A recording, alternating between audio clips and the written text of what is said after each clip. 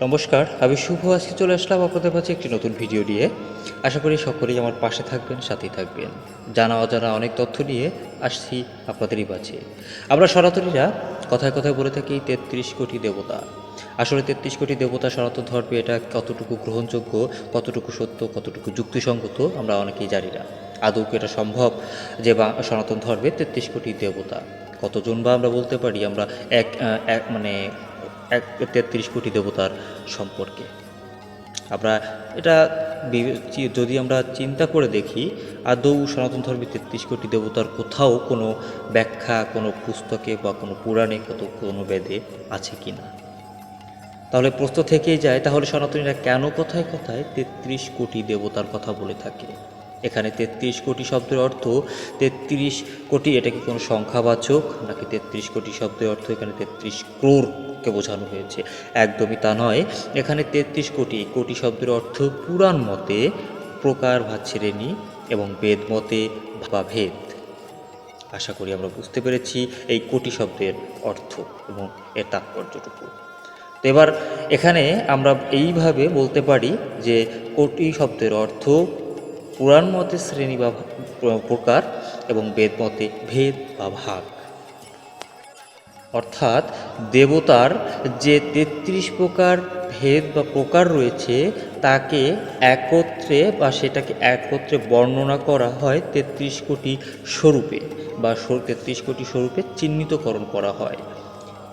এটা কোনো সংখ্যাবাচক বা সংখ্যাতত্ত্ব নয়, এটা ৩৩ ক্রোড়ও নয়, এটা ৩৩ প্রকার, যেটা সংস্কৃত শব্দ পুরাণ এবং বেদের ভাষা থেকে এসেছে। ভাগ বা ভেদ, প্রকার বা শ্রেণী। তো আসুন আমরা জেনে নিই এই ৩৩ প্রকার দেবতার মধ্যে আছেন কারা।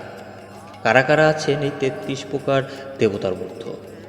এই ৩৩ কোটি প্রকারভেদের মধ্যে রয়েছেন অষ্টাবসু, একাদশ রুদ্র, ১২ আদিত্য এবং ৩২ ও ৩৩ নম্বর হিসেবে আছেন ইন্দ্র এবং ব্রহ্মা, যাদেরকে একত্রে বলা হয় অশ্বিনী কুমার দ্বয়। ৩২ এবং ৩৩ নম্বর যে যারা আছেন তাদেরকে একত্রে বলা হয় অশ্বিনী কুমার দ্বয় হিসেবে আমরা জেনে থাকি। তো আসুন এবার আমরা জেনে নেব এই ৩৩ কোটি দেবতার তাৎপর্য এবং ব্যাখ্যা।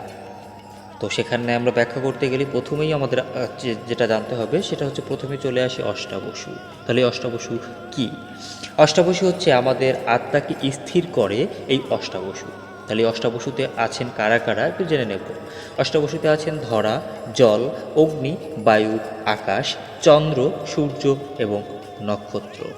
আশা করি আমরা বুঝতে পেরেছি। এবং এবার জেনে নেব একাদশ রুদ্র সম্পর্কে। একাদশ রুদ্র সম্পর্কে জানতে গেলে আমাদের প্রথমেই জানতে হবে এই একাদশ রুদ্র হলো আমাদের শরীরের ১১টি অব্যয়। একটা মানবদেহ থেকে যখন এই ১১টি অব্যয় নির্গত হয় তখন একটি মানবদেহকে মৃত বলে আমরা গণনা করে থাকি বা জেনে থাকি। তাহলে এই একাদশ রুদ্র কারা কারা একটু জেনে নেব। এই একাদশ রুদ্র হলো প্রাণ, আপান, ব্যান, সমান, উদান, নাগ, কুর্ম, ক্রিকল, দেবদত্ত, ধনঞ্জয় এবং জীবাত্মা। আশা করি আমরা বুঝতে পেরেছি। এবারে জানবো আমরা ১২ আদিত্য সম্পর্কে। কশ্যপ ঋষির দ্বিতীয় স্ত্রী অদিতির গর্ভে যে ১২ জন পুত্রের জন্ম হয়েছিলেন, সেই ১২ জন পুত্রকে একত্রে বলা হয় ১২ আদিত্য। বাংলা ১২ মাসকেও এই ১২ আদিত্য হিসেবে আমরা গণনা করতে পারি বা গণনা করে থাকি।